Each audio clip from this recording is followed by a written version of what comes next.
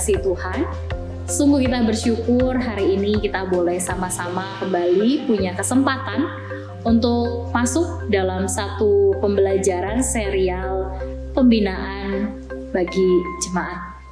Bapak Ibu, mari kita mau sama-sama menyatukan hati dan pikiran, memohon pertolongan Tuhan agar setiap kita yang mengikuti pembinaan hari ini, sekalipun singkat, tetapi kita juga boleh mendapatkan berkat. Mari kita berdoa. Bapa yang dalam surga, kami sungguh bersyukur dan berterima kasih kepadamu Tuhan. Hari demi hari boleh kami lalui, waktu demi waktu boleh bergulir, tahun demi tahun juga boleh ada. Kami bersyukur itu semua juga karena pertolongan daripada Tuhan. Di tengah masa pandemi yang saat ini masih terus berlangsung, tapi kalau kami boleh menjejakkan kaki kami sampai hari ini, itu hanya karena anugerah daripada Tuhan untuk setiap kami. Terima kasih Tuhan Yesus. Terima kasih karena Engkau boleh terus menyertai dan menolong kami. Sekalipun mungkin ada di antara jemaat yang sedang bergumul dengan sakit penyakit, dengan kehidupan perekonomian, kehidupan relasi yang sedang tidak baik. Tapi biarlah Tuhan, setiap kami tetap percaya Tuhan adalah Tuhan yang baik. Kami mau menyerahkan waktu pembelajaran kami hari ini. Biar Tuhan yang boleh tolong kami supaya kami bisa memahami apa yang akan dipaparkan oleh hamba-Mu. Dan biarlah kami boleh membangun pemahaman teologis yang tepat, yang benar, sesuai kebenaran firman-Mu. Sehingga kami boleh mengenal Allah yang benar. Kami tidak digoyahkan dengan ajaran-ajaran lain, ataupun kami tidak digoyahkan dengan kondisi yang terjadi di sekitar kami. Ini doa kami Tuhan, biarlah Allah Roh Kudus yang menolong kami, untuk kami boleh semakin mengenal Engkau. Di dalam nama Tuhan Yesus kami berdoa dan mengucapkan syukur. Amin. Bapak Ibu yang dikasihi Tuhan, hari ini kita akan sama-sama belajar serial pembinaan tentang apakah Allah itu baik. Berbicara tentang apakah Allah itu baik, maka kita harus juga sama-sama mengingat terlebih dahulu apa itu baik. Manusia sering kali menggambarkan kondisi yang baik atau dikatakan baik itu adalah ketika apa yang dia pikirkan, apa yang saya pikirkan itu terjadi sebagaimana yang saya pikirkan. Saya berpikir kalau seorang yang sakit itu adalah hal yang tidak baik, maka saya berpikir orang yang kondisinya baik adalah dia tidak sakit. Oh, kalau misalnya saya berpikir dalam satu konflik tertentu terjadi dan saya bilang kondisi yang baik adalah ketika konflik itu tidak ada, maka itu yang seharusnya terjadi dan itu baru dikatakan baik adanya. Namun apakah benar demikian? Karena baik menurut saya belum tentu baik menurut Bapak Ibu sekalian. Baik menurut Bapak Ibu Saudara sekalian, belum tentu baik untuk jemaat yang lainnya. Karena itu bisa dikatakan baik itu jadinya nilainya relatif, bukan? Lalu kalau kita padankan baik yang demikian kepada Allah kita, maka jadinya akan beraneka ragam ya. Kalau kita berkata Allah itu baik menurut versi kita masing-masing, dengan pemahaman kita sendiri, tidak pada pijakan yang sama. Untuk berbicara soal baik, Bapak Ibu Saudara, maka kita harus melihat kata kebaikan yang Alkitab katakan. Kata baik, kebaikan di dalam perjanjian lama sering dipadankan dengan kata menyenangkan, luar biasa, berharga, baik hati, dan lain sebagainya. Dan akhirnya saat itu juga muncul dua gagasan yang ada, yang berdasarkan dari Mazmur pasal 119 ayat yang ke-68. Di situ dikatakan engkau baik dan berbuat baik. Engkau baik dan berbuat baik. Ajarkanlah ketetapan-ketetapanmu kepadaku. Karena itu ada dua gagasan yang muncul. Yang pertama, mau menunjukkan bahwasannya Allah itu baik adanya. Allah itu baik adanya. Karena memang Allah adalah Allah yang baik. Semua kebaikan ada pada dirinya. Allah tidak perlu menambahkan hal-hal lain di luar daripada dirinya untuk dikatakan sebagai seorang pribadi yang baik, bukan? Karena memang pada dasarnya dia adalah baik. Dia memang baik, tidak ada cacat, dia sempurna dari secara keseluruhannya. Tidak perlu ada ditambahkan sifat-sifat lainnya. Karena itu benar, dia itu baik. Tuhan sendiri adalah kebaikan yang tertinggi, yang terbesar. Dia sumber dari segala kebaikan dan dialah kebaikan itu sendiri. Dia yang menyebarkan kebaikan dan orang-orang juga bisa berkata salah satu sifat daripada Allah adalah Allah itu baik. Dia murah hati, dia berbelas kasih, dia menunjukkan kebaikannya itu. Karena itulah Allah itu baik. Ya, gagasan yang pertama berkata bahwasannya Allah ini sempurna pribadinya dan ini berkaitan dengan gagasan selanjutnya, yaitu kebaikan tindakannya. Ya, Mazmur 119 tadi berkata, engkau baik dan berbuat baik. Perbuatan, tindakan nyata itu ada daripada Allah. Kita bisa melihat Allah itu sudah merancangkan segala sesuatu, ya. Allah itu sudah berbuat segala sesuatu yang baik untuk manusia. Di dalam Mazmur 73 ya, Mazmur Asaf di sana secara harafiah dikatakan hanya Tuhan yang baik. Dengan kata lain, Tuhan tidak lain adalah baik. Dia tidak bisa melakukan apa-apa selain yang terbaik karena dia adalah Allah yang baik dan berbuat baik.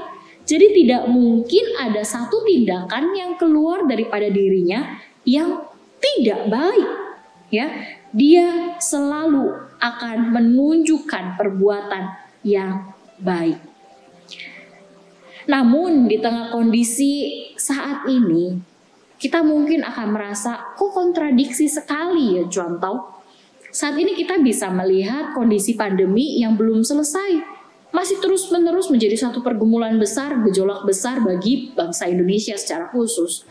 Dari 20.000 satu hari, 30.000 satu hari, sekarang menjadi rekor 40.000 satu hari. Dan ini menjadi satu berita yang mengenaskan, membuat orang-orang banyak menjadi ketakutan. Banyak varian baru yang keluar. Lalu akhirnya kita mungkin pernah mempertanyakan, kapan ini selesai? Kita mungkin mempertanyakan, kapan waktunya Tuhan itu turun tangan? Kapan waktunya Tuhan itu menolong setiap umatnya? Bapak Ibu yang dikasihi Tuhan, mungkin kita merasa dari tadi yang sudah saya jabarkan tentang Allah itu baik, akhirnya kita merasa kok kontradiksi ya. Seperti ada seorang kritikus berkata, jika Allah menghendaki kejahatan di dunia, maka ia itu tidak baik. Jika Allah tidak menghendaki kejahatan, tetapi kejahatan itu ada, maka ia itu tidak maha kuasa. Jadi jika ada kejahatan, maka Allah itu tidak pengasih ataupun tidak maha kuasa. Karena menurut kritikus ini, kejahatan itu mengaburkan kasih dan kekuasaan Allah. Bapak Saudara, akhirnya karena ada kritik semacam ini, ada para teolog yang akhirnya mengeluarkan satu argumen ataupun pernyataan untuk boleh bukan mendukung ya, tapi menunjukkan apa yang sebenarnya benar tentang penderitaan, dan itu disebut teodisi. Di minggu-minggu yang lalu kita sudah dijabarkan dengan sangat baik oleh guru Injil Samuel tentang penderitaan. Dan kita sudah tahu Allah itu walaupun mengizinkan penderitaan, penderitaan itu adalah untuk kebaikan kita. Ya, untuk kebaikan kita maksudnya adanya pertumbuhan ataupun pembentukan karakter, pemurnian diri dari hasrat manusia kita dan lain sebagainya. Karena itu kita hari ini yang sedang bertanya, apakah Allah itu baik? Saya akan memperlihatkannya dari dua peristiwa. Bapak Ibu, ingatkah kita ketika Allah menciptakan setiap alam semesta ini, bahkan setiap kita? Di dalam Kejadian pasal yang pertama, Di sana dikatakan ketika Allah menciptakan langit dan bumi, bumi itu kosong. Lalu berfirmanlah Allah, jadilah terang, dan terang itu jadi. Allah melihat bahwa terang itu baik. Ya, Allah melihat terang itu baik. Bahkan setiap kali Allah sudah selesai menciptakan segala sesuatu, dia akan berkata, itu adalah hal yang baik. Semua dikatakan baik. Semua baik, ya. Di dalam ayat yang ke-25, Allah menjadikan segala jenis binatang liar dan segala jenis ternak dan segala jenis binatang melata di muka bumi. Allah melihat bahwa semuanya itu baik. Dan ini menunjukkan tidak ada kontradiksi ketika ada gagasan Allah itu adalah Allah yang sempurna karena kebaikannya, dan juga Allah itu berbuat baik. Karena di dalam kebenaran firman Tuhan juga dinyatakan Allah ini menciptakan yang baik. Sekalipun akhirnya Allah mungkin mengizinkan ada kondisi buruk terjadi, itu bukan berarti menyirnakan kebenaran Allah itu baik. Tidak bisa, Bapak Ibu. Karena itu kita melihat di dalam ketika Allah menciptakan kita, menciptakan alam semesta dan isinya, Allah itu baik. Dia merancangkan yang terbaik, dan inilah kita. Dia menciptakan kita segambar dan serupanya. Ini baik bukan? Baik. Kita bisa merasakan sesuatu, ya, seperti Allah punya sifat, walaupun dengan tingkatan yang berbeda. Allah bisa berbelas kasih, kita manusia bisa berbelas kasih. Ini baik tidak? Baik. Walaupun memang ada sifat-sifat Allah yang tidak bisa kita miliki, seperti halnya tentang kekekalan, ya, tentang keadilan kita terbatas juga. Tetapi dalam rancangannya, ya, dalam pemeliharaannya, dalam penciptaannya untuk setiap kita, dia melakukan yang sungguh amat sangat baik. Harusnya ini bisa menjadi satu bukti nyata Allah itu baik. Kalau kita bisa ada hari ini, itu anugerah bukan? Iya. Berarti kalau yang meninggal bukan anugerah, Joto? Bukan juga seperti itu. Manusia itu cepat mengambil kesimpulan, padahal tidak pada pijakan yang benar. Kita cepat berkata seperti seorang kritikus tadi, kalau Tuhan mengizinkan kejahatan, berarti dia tidak sebagai Allah yang penuh kuasa ataupun penuh kasih. Lalu peristiwa yang kedua yang bisa kita lihat bersama adalah dari peristiwa tentang kejatuhan manusia dalam dosa. Dari peristiwa ini kita akan melihat Allah itu baik adanya. Bapak Ibu Saudara yang dikasihi Tuhan, Kejadian 3 ayat yang ke-9 berkata, tetapi Tuhan Allah memanggil manusia itu dan berfirman kepadanya, di manakah engkau? Ingatkah Bapak Ibu Saudara peristiwa ketika Allah mencari manusia pertama, yaitu Adam dan Hawa. Ketika manusia jatuh dalam dosa, Allah tahu. Tetapi kenapa Allah masih bertanya, di manakah engkau? Bapak Ibu, ini menunjukkan bahwasannya Allah tuh sebagai Allah yang baik. Dia mengambil inisiatif untuk menyelesaikan dosa dengan cara mencari manusia. Dia mencari manusia. Waktu itu Adam dan Hawa itu bersembunyi saking takutnya dengan perbuatan yang udah mereka lakukan. Adam dan Hawa takut. Akhirnya Allah tanya. Walaupun Allah udah tahu di mana keberadaan mereka, tapi Allah tanya di mana. Ini jadi satu inisiatif daripada Allah. Dan ini yang seharusnya kita ingat. Ya, di dalam kejatuhan manusia Allah berinisiatif. Dan ini adalah hal yang baik. Coba bayangkan kalau Allah tidak berinisiatif. Ketika agama-agama lain mengharuskan manusia untuk berusaha supaya mereka bisa berjumpa dengan Allah, supaya mereka bisa masuk ke surga, tetapi Allah merancangkan inisiasi. Allah melakukan terlebih dahulu inisiatif itu. Dia mencari supaya umatnya bisa diselamatkan. Dan dalam kisah kejatuhan manusia ini, Allah mencari manusia. Lalu ketika Allah sudah mencari manusia, Allah tidak membenarkan apa yang dilakukan oleh manusia. Tetapi Allah mengasihi manusia. Makanya kita tahu sifat Allah itu ada adil dan juga kasih. Ya. Allah ketika sudah mencari manusia, Allah memberikan janji pengharapan di tengah penghukuman.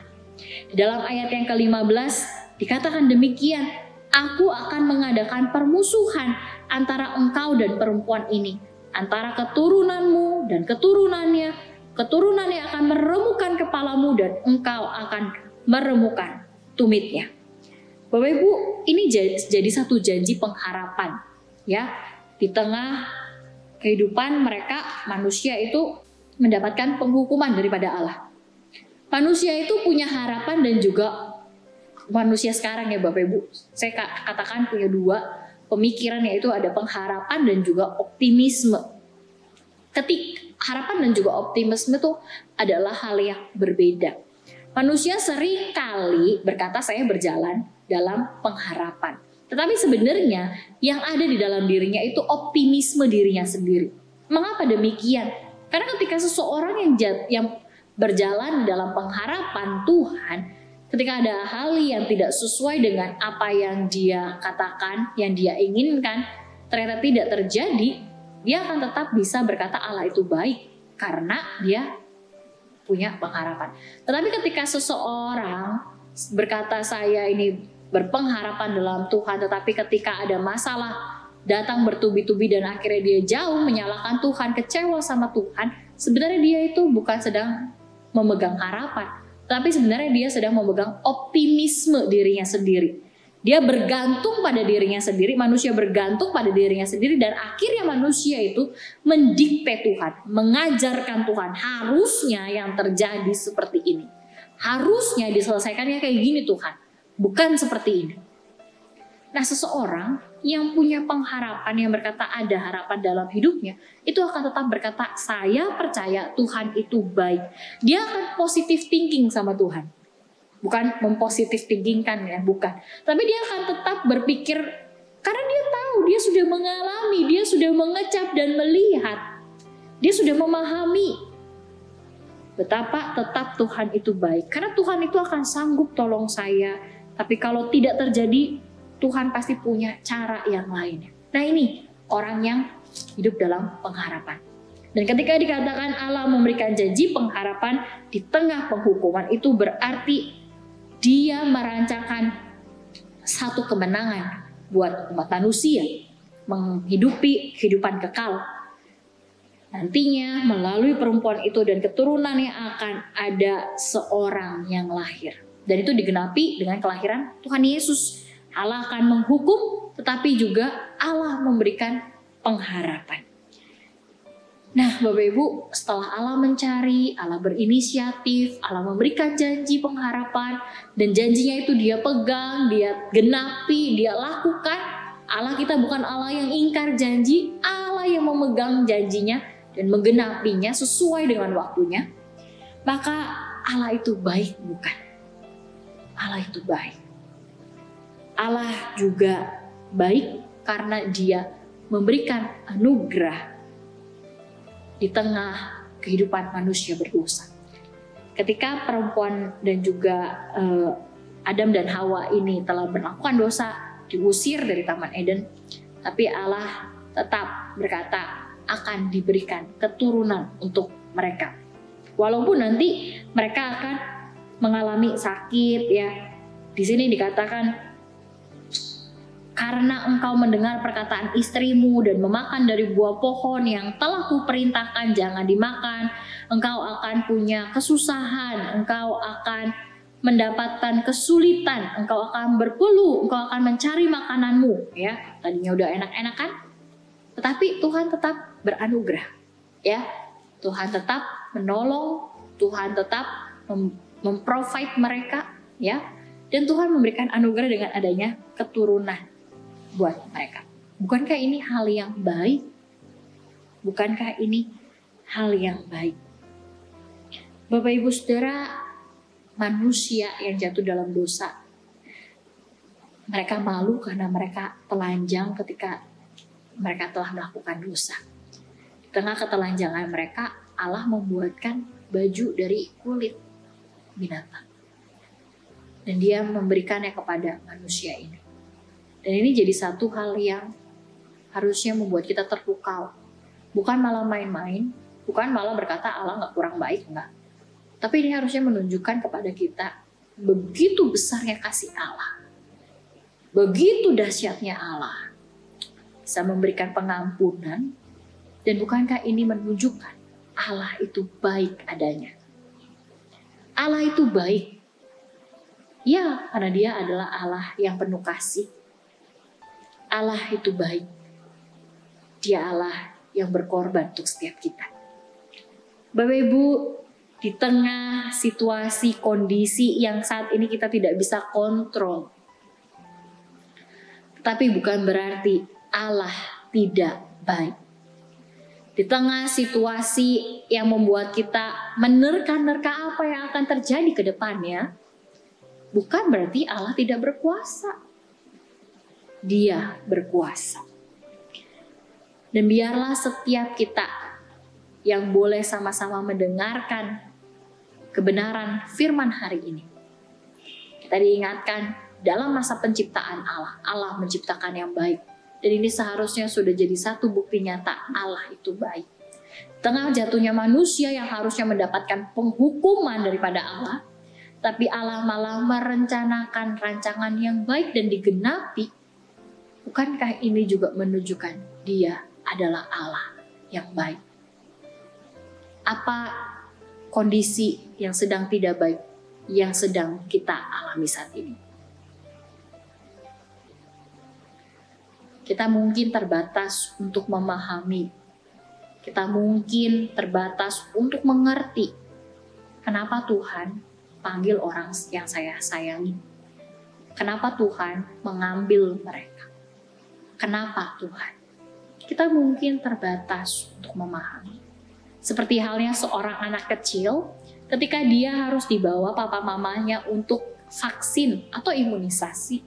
Dia harus ditusuk dengan jarum, ya.